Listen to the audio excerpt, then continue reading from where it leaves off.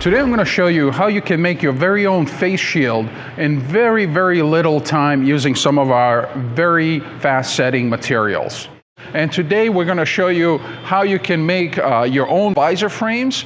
Now we're going to go from a 3D printed model of a frame, which I'm going to give you the files for in the description, to a fast setting silicone mold made out of MoldStar 16 Fast, which is going to set in 30 minutes, to a casting that's made out of Smoothcast 65D. Now it's really important to use the right casting resin for this project. This frame here is very thin and somewhat brittle, but choosing the right material that's semi-rigid and flexible like this can make or break the project. Now let's just jump into this and see how we make dozens and dozens of these frames in a very short time.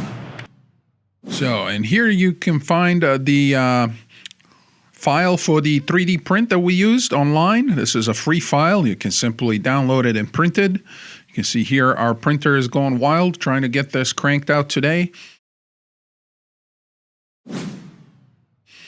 And once we have the model, we're just going to study it to understand how we're going to actually mold it. So there is some detail here that we do want to capture, and we want to understand the mold layout. And for this, we're going to be using a single-sided, one-sided block mold.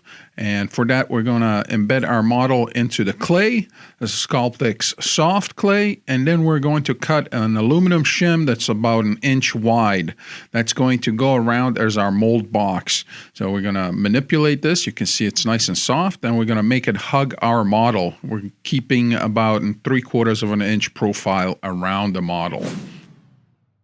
Now, the material that we're going to use for the mold itself, this is MoldStar 16 Fast. As the name itself says, this is a fast setting product.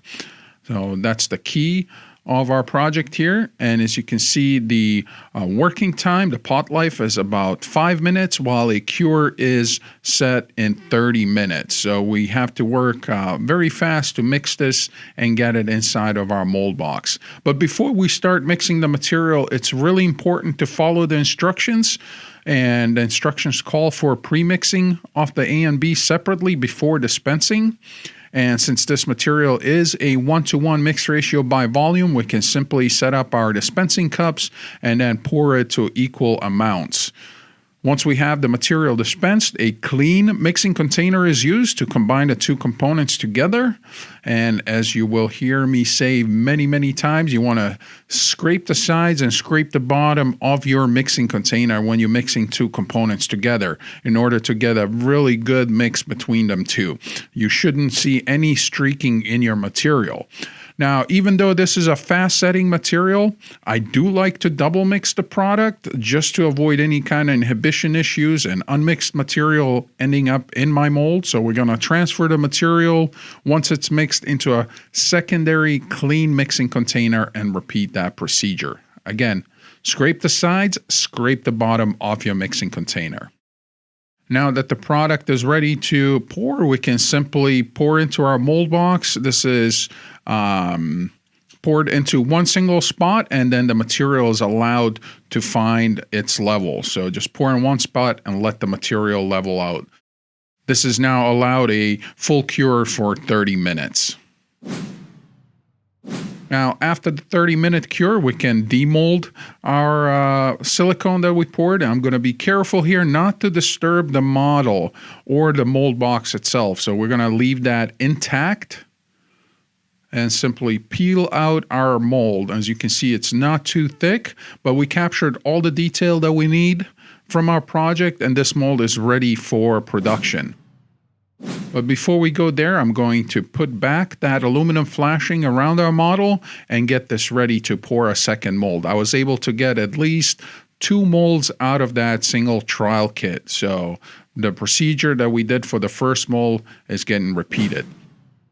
Now, the casting material we're using is the Smoothcast 65D. This is a 1-to-1 mix ratio by volume, so no gram scale is necessary. We can just dispense equal amounts. And it has a work time of 2.5 minutes with a full cure of 10 to 15 minutes.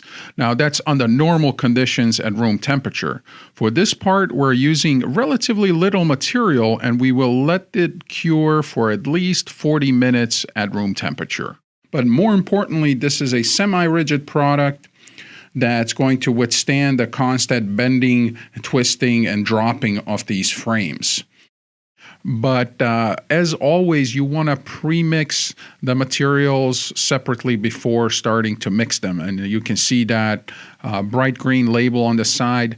It will indicate to pre-mix the material. Now, my dispensing cups are marked at the same level, and we can go ahead and dispense the part A and part B.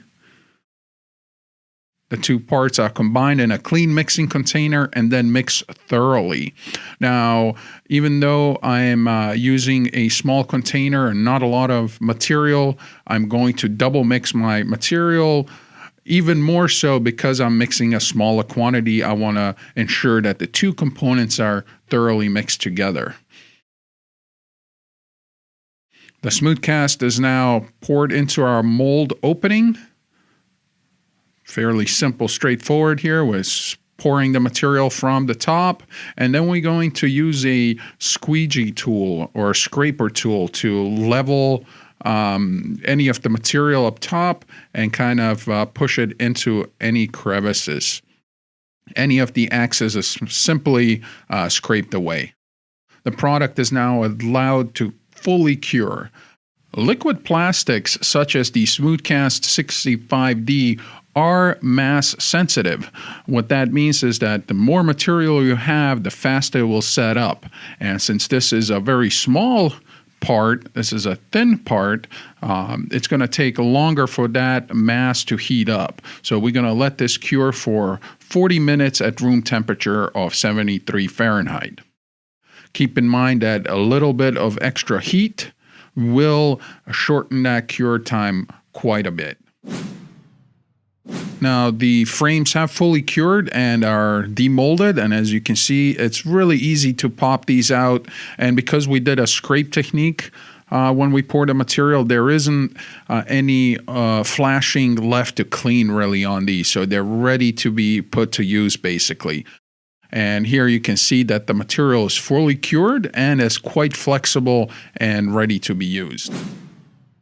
To finish our project, we're going to add one more step, and that's the addition of the Silpoxy adhesive. This is a silicone adhesive to the rim that's going to be meeting the forehead of the person wearing the shield. Now, this product has a work time of 5 minutes and a full cure of 12 minutes, so it's extremely fast. But more importantly, once the material is cured, it's actually skin safe. Not so in the liquid state, so make sure you wear gloves when you're applying this product. And we're going to put it on the visor where it actually meets the forehead. So we're going to set this up, and then we're going to puncture this new tube, and then we're going to apply some of that Silpoxy adhesive onto that rim, again, where it's going to meet the forehead of the person wearing it.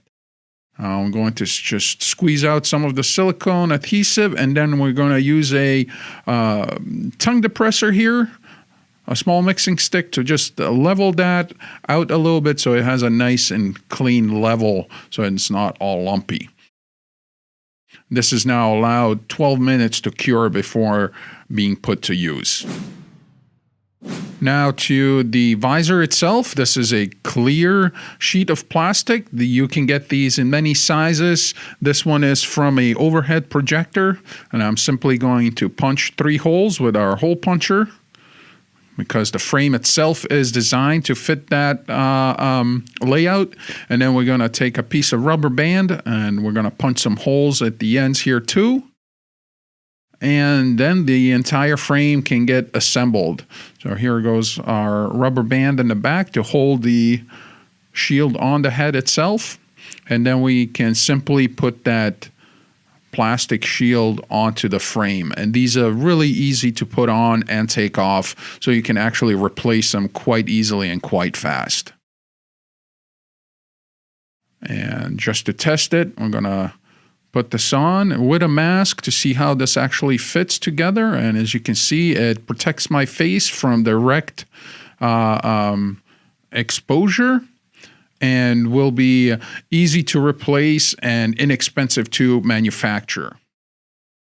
Now, each casting we made using the 65D was 20 grams of material.